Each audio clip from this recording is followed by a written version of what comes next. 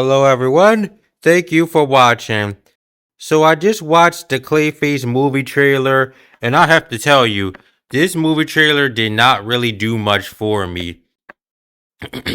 Okay, for those who don't know, Clayface is a DC Comics villain, mostly appearing in Batman comics, and there are different versions of the Clayface character. The first version of Clayface was just an actor.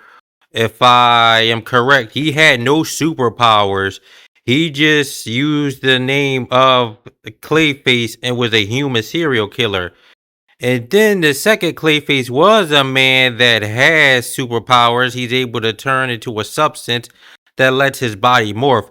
Now, what's really interesting is that over time, the character of Clayface has become a combination of the first two characters of the actor, while the character now also has the powers of the second Clayface. So Clayface, as the character we have come to know him, is a combination of the first version of Clayface and the second version of Clayface, all blended into one character. Now, this movie version of Clayface, this trailer, which I am speaking of, seems to also have taken that approach in which it combines the two different versions of Clayface and merges it into one character. So, this version of Clayface has the protagonist named Matt Hagen. Now, Matt Hagen in this version and in all the versions of Batman is an actor, but that is not the comics origin of the character. And the comics origin of the character, Matt Hagen was a man who was looking for treasure, and then he found a substance that turned him into Clayface, which turned his body into a substance that allows him to morph. The idea of Clayface being an actor is from the original version of the character, which is named Basil Carlo. As I said before, the characters have been merged into one, taking Basil Carlos's profession as an actor while merging it with the superpowers that Matt Hagen has possessed. So this trailer, as I mentioned, does both. It takes Matt Hagen and makes him into an actor. Cause remember that Basil Carlo, my mistake. Basil Carlo was the actor, but this movie made Matt Hagen the actor and also gave him the Clayface power. But what I really want to discuss in this trailer is how it seems to take a tragic version of Clayface instead of just making him, a typical comic book villain that needs to be taken down by a superhero. This tries to make Matt Hagen look like a victim and a tragic, sympathetic figure from the way I see it so far, because this is the first official release trailer, I believe. So this trailer has very limited information. I really want to play this trailer, the whole thing, but y'all know how YouTube be. Copyright. I don't want to get caught up in all that.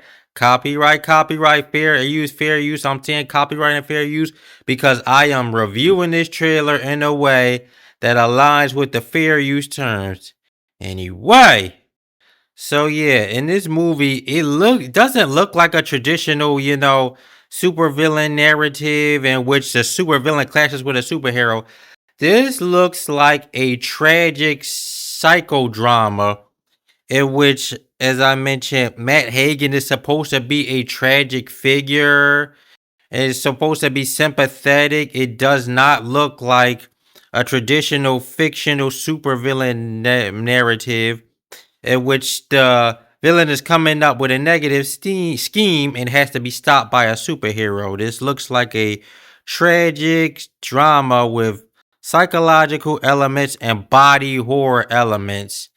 And this trailer does not really do anything for me.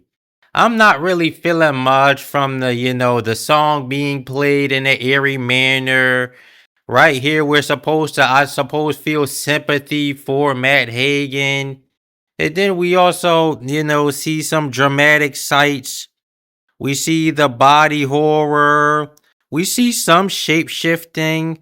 Because apparently, when Matt Hagen in this trailer gains the Clayface powers, we can see him forming um, a spike ball using the morphing powers.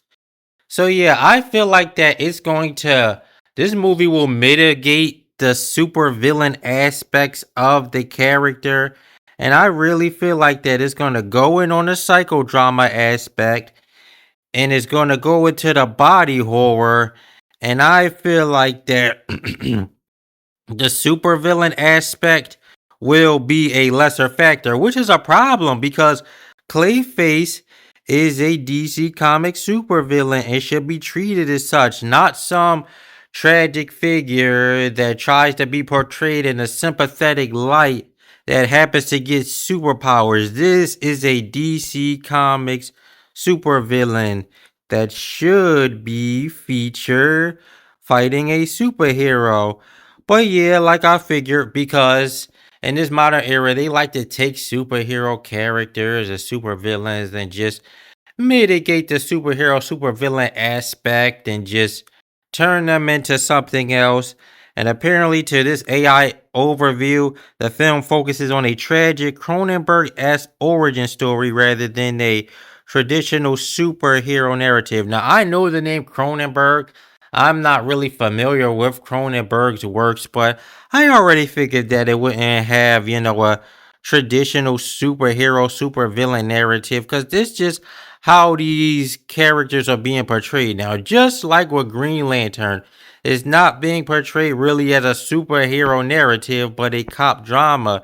And this is too common in this day and age. Just let the superhero and supervillain characters be superheroes and supervillains. Don't try to let this be inspired by non superhero films. Let this be inspired by the superhero source material. So, yeah, this trailer does nothing for me. The actors, the dramatic sights, the body horror, the little bit of shape shifting. This does not feel like the supervillain character I am familiar with who fights superheroes. This just looks like some dramatic body horror psychodrama narrative that uses the name of a familiar and the concept of a familiar DC Comics character. I have very low hopes for this movie, and I don't think it will be good, and I don't think it will succeed, and I think that it will be another nail in the coffin of James Gunn's DCU. I feel like that this movie does not properly portray Clayface as a super villain. Anyway, that's all I have for today. Thank you all for watching.